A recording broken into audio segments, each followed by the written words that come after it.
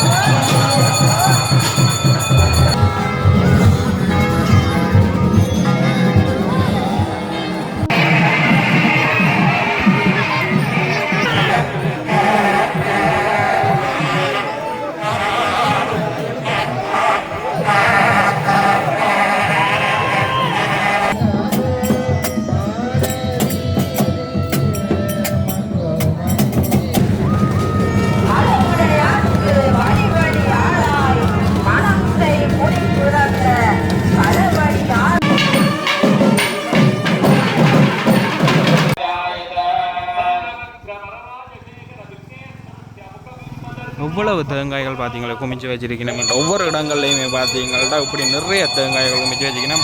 எனக்கு தெரிஞ்சு இந்த நல்லூருக்கு அடுத்தபடியாக பார்த்தீங்கன்னா நிறைய தேங்காய்கள் வந்து தேருக்கு உடைக்கிற இடம்னா இதாக தான் இருக்கணும் நினைக்கிறேன். எல்லா இடத்துலையுமே பார்த்தீங்கன்னா அதாவது கோயிலை சுற்றி நிறைய இடங்களில் பார்த்தீங்கன்னா இப்படி தான் தேங்காய்கள் எல்லாமே குமிச்சு வச்சிருக்கணும்டா.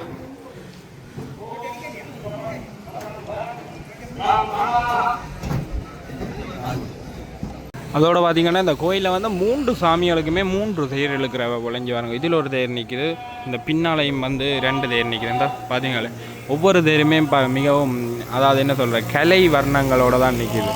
இது பாருங்கள் ஒவ்வொரு சிறப்பு மிக்க கதைகளை சொல்கிற தேராக தான் இருக்குது. ஒவ்வொரு இடத்துலையுமே ஒவ்வொரு கதைகள் எழுதி அதாவது எழுத்து மூலம் இல்லாமல் படம் மூலம் விவரிக்கணும் ஒவ்வொரு கதைகளையுமே. இந்த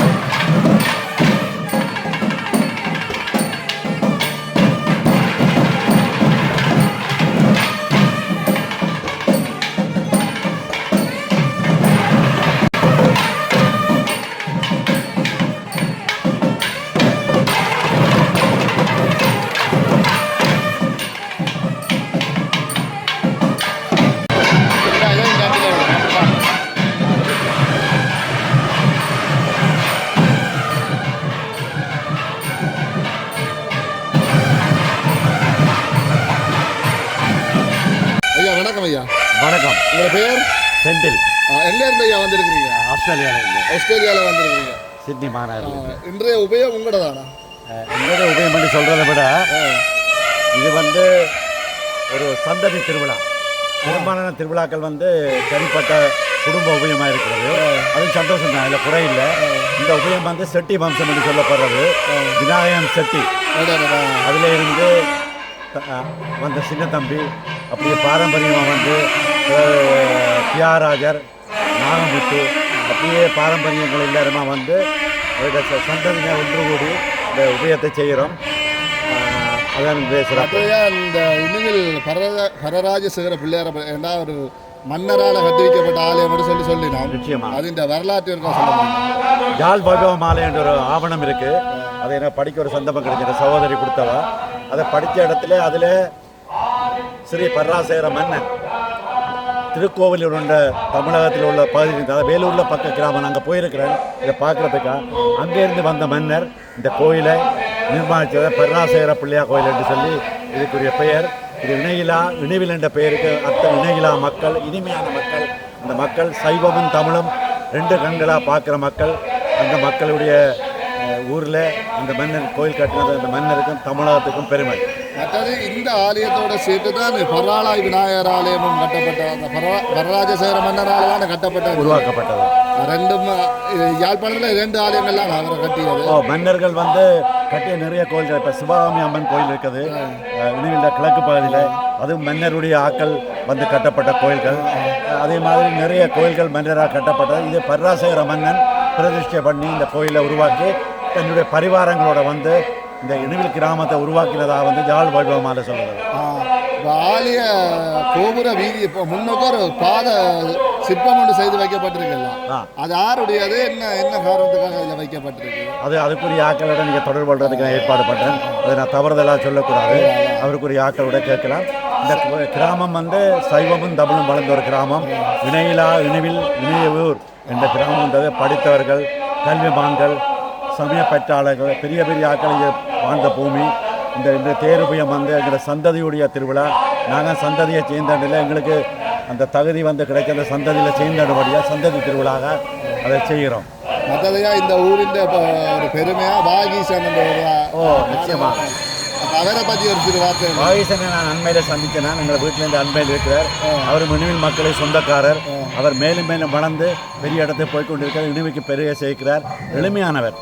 நான் உயர சென்றாலும் பணிவு தன்மை அவரிடம் இருக்கிறது. நிச்சயமாக இன்னும் உயரத்தை அடைந்துட்டார். இன்னும் உயரத்தை சிகரங்களை தொட வேண்டும் என்று இணுவிலுக்கும் பேர் சேர்த்து, இலங்கை மண்ணுக்கும் பேர் சேர்த்து, யாழ் மண்ணுக்கும் பேர் சேர்க்க வேண்டும் என்று எங்களுடைய எல்லாம் வல்ல ஸ்ரீ வரராசேர பிள்ளையாவரை வேண்டிக் கொள்கிறோம். நன்றி. அடுத்தது உங்களுக்கு இன்னொன்று சொல்ல வேண்டியது என்னென்று சொன்னால், இந்த தேர் வந்து இந்த சந்ததி திருவிழாவாக இருந்தாலும் தேரை உருவாக்கினவர் நாகமுத்து. அவருடைய பிள்ளைகள் பந்துராஜா, அவருடைய இளையமான் பொன்னுத்துறை, அடுத்தது சின்னராசா, ஒரு பொம்பளை கணேசு, ஒரு பொன் வந்து நேசம் பாண்டு இருக்கிறார்கள். அவர்களில் இப்போ கணேசு என்றவர் இருக்கிறார். அடுத்த சந்தை பேர குழந்தைகள் நாங்கள் செய்கிறோம். என்னுடைய அப்பு இறந்த பிறகு சீனியர் பாண்டு நாங்கள் அன்பாக அழைக்கிற பொன்னுத்துறை அவர் உபாதிபர காலத்தில் அவருடைய பொறுப்பில் செய்தோம். அவர் இறந்த பிறகு என்னுடைய தந்தை சின்னராசா நாகமுத்து இதை பொறுப்பு செய்தோம். இப்போ நாகமுத்து கணேசன் அவருடைய வாரிசின் தலைமையில் பேர குழந்தைகள் செய்து பொறுப்பாக செய்கிறோம். நன்றி. இப்படி ஆலயத்துக்கு வந்து ஆளுடைய பிரசித்தத்தை நீங்கள் செய்ய உங்களுடைய யூடியூப் சேனல் மேலும் வளரவானும் மேலும் வளரவானும் என்று பராசேர பிள்ளையார் வேண்டி விடைபெறும். நன்றி. நன்றி.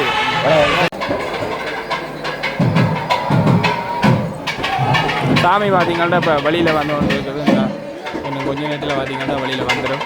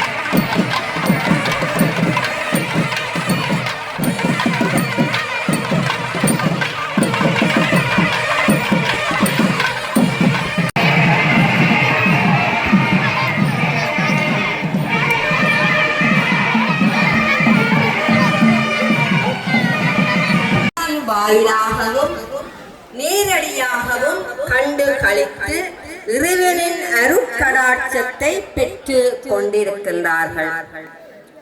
நாவுக்கரசர் பாடினார், நிலை பெறுமாறு எண்ணுதியேல் நெஞ்சே நீவா நித்தலும் அம்பிரா மலவுடையாற்று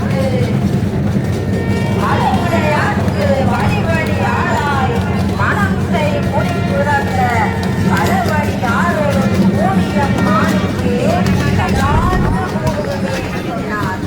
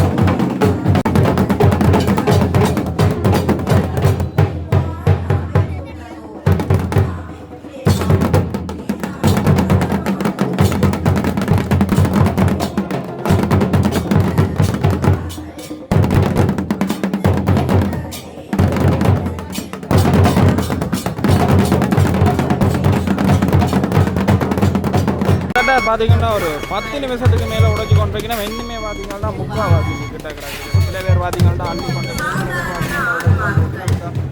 அவ்வளவு பேர் உடைச்சி கொண்டிருக்கீங்கன்னா அவ்வளோத்துக்கு பார்த்தீங்கன்னா நிறைய தேங்காய் இருக்குது. அதோட பார்த்தீங்கன்னா இந்த வீடுகள்லையுமே பார்த்தீங்கன்னா ஒவ்வொருத்தருமே தேங்காய் நிறைய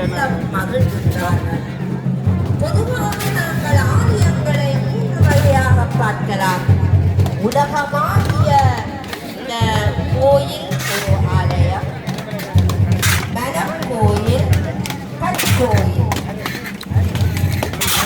பண்டைய காலத்திலே மன்னர்கள் பல வைத்து தங்களுடைய வழிபாட்டை ஆற்றுகின்ற இடமாக ஆலயம்தான் மிக சிறப்பாக காணப்படுகிறது. இந்த மகோத்சவ பெருவிழாக்களானது சுற்றி இருக்கிற வீடுகள் எல்லாமே பார்த்தீங்கன்னா எல்லா வீடுகள்லையுமே மடை வச்சு எல்லா வீடுகளுக்கு முன்னுக்குமே பார்த்தீங்கன்னா தேங்காய்கள் அந்த தேருக்கு எப்படி இருந்துச்சோ அதே அளவு தேங்காய் இங்கே ஒவ்வொரு வீடுகள்லையும் சேர்ந்துருக்கு. எல்லாத்தையுமே சேர்த்து அந்த தேருக்கு வச்ச தேங்காய் அளவில் தான் இருக்குது. இந்த பாருங்க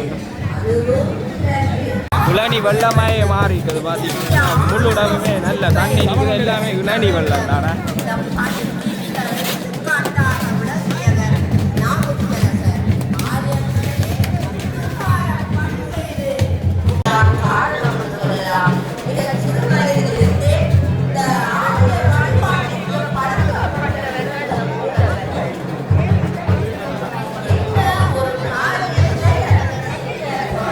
சக்தி என்ன சர்வத்தோ அண்ணா இதை குடிச்சிட்டு தான்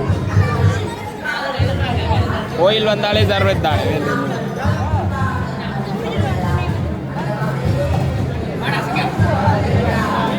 நிப்பாட்டுங்க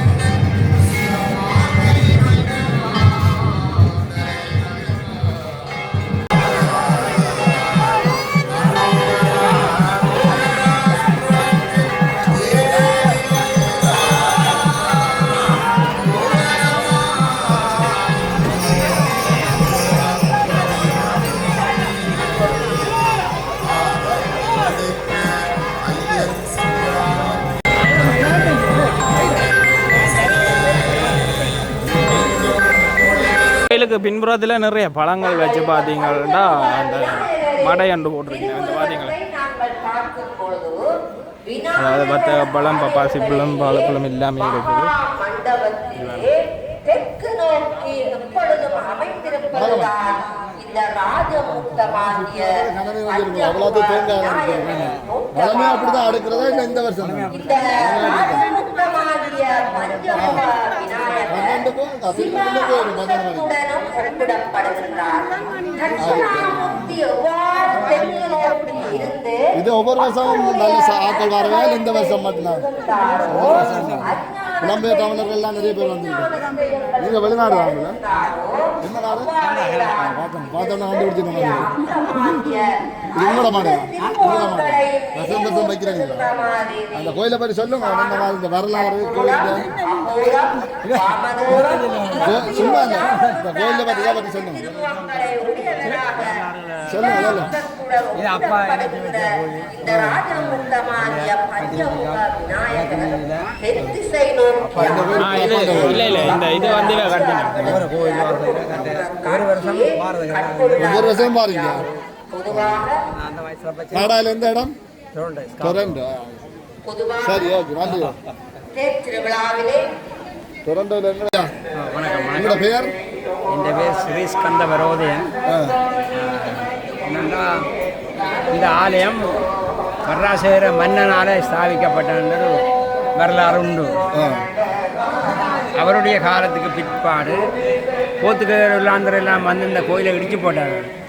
அப்போ இடிக்கிற தருணத்திலே ஒரு எழுந்தருளி பிள்ளையாரை இங்கே உள்ள மக்கள் ஒரு மண்டபத்துக்குள்ளே நிலத்துக்கு கீழே தாட்டு வச்சுருந்தாங்க. ஒரு மடம் மாதிரி அவங்களுக்கு தெரியாமல். அப்போ அதனால் இந்த பிள்ளையாருக்கு மடத்து வாசல் பிள்ளையார் என்ற ஒரு பேர், மடத்து வாசல் பிள்ளையார் என்ற பேர் இருக்கு. பிறகு ஊர் மக்கள் எல்லாம் ஓரளவுக்கு வசதிகள் வாய்ப்புகள் வரும். இந்த உள்ளாந்தர் ஆங்கிலேய பிரச்சனைகள் தீர இதை சிறு சிறு சிறு சிறு கோயிலாக கட்டி பூசிகள் செய்து கொண்டு வந்து அந்த அப்போ மக்கள் மட்டுமல்ல அடியார்கள் மட்டுமல்ல கோயிலில் சதாசிவ ஐயான்ற ஒரு ஐயர் இருந்தவர். அவர் பெரிய குருக்கள், அவர் ஒரு ஆன்மீகவாதி. அவருடைய அந்த செயல்திறனும் தான் இந்த ஆலயத்தை வளர்த்து விட்டார். வளர்த்து விடைக்க மக்கள் எல்லாம் கூடி ஒவ்வொரு கட்டம் கட்டமாக கட்டி இங்கே பல தொண்டர்கள் இருந்திருக்கிறார்கள். சுப்பையாண்டவர், குமாரவேலு, வேதவனம், ரங்கநாதன், அப்பையா, ராசநாயகம், ஆறுமுகம், இந்த பேர்கள் எனக்கு இந்த வயது காலத்தில் தெரிந்த பேர்களை சொல்கிறேன். அதுக்கு முற்பட்ட காலத்திலையும் வேலு என்ற ஒரு ஆள் இருந்தவர். அவருக்கு முற்பட்ட காலத்திலையும் பெரியாக்கள் இருந்து இந்த ஆலய வளர்ச்சிக்கு பாடுபட்டு இந்த ஆலயத்தை சிறிது இதாக கட்டி பிறகு இந்த மக்கள் எல்லாம் ஓரளவுக்கு தங்கள் கையில் பணம் சேர தொடங்க இதை கட்டி கொண்டு வந்தார்கள். இதில் அப்பையா ஆண்டவர், சீனியர் அப்பையா ஆண்டவர் எனது சுருட்டு தொழிற்சாலையிலையும் ஊர்லேயும் காசு சேர்த்து தான் இந்த கோபுரத்தை கட்டினது. அதுக்கு முதல் கிழக்கு வாயில் கோபுரம். அதுக்கு பிற்பாடு இந்த புனருத்தாரணம் செய்து நாங்கள் வளர்ச்சி அடைந்த காலத்திலே 4 கோபுரம் கட்டப்பட்டது. தேர் முதல் தியாகர் நாகமுத்து அவருடைய தலைமையில் சந்ததியாக்கள் எல்லாருமா சேர்ந்து இந்த முதல் விநாயகர் பெருமான் வந்து கொண்டிருக்கிற தேரை உருவாக்கினார். உருவாக்கி அது பெரிய சந்ததி செட்டி வம்சம் அந்த வம்சம் செய்து கொண்டிருக்கு. முருகன் தேரை பொன்னம்பல மண்டவர் முருகன் தேரை உருவாக்கினார். சண்டேஸ்வர தேரை சாத்திரியார் செல்லது வேண்டவர் உருவாக்கி தந்தவர். இப்படியாக இந்த ஆலயங்கள் நடைபெற்று கொண்டிருக்கிறது. மற்றதையா பராளாய் விநாயகருக்கும் இந்த விநாயகருக்கும்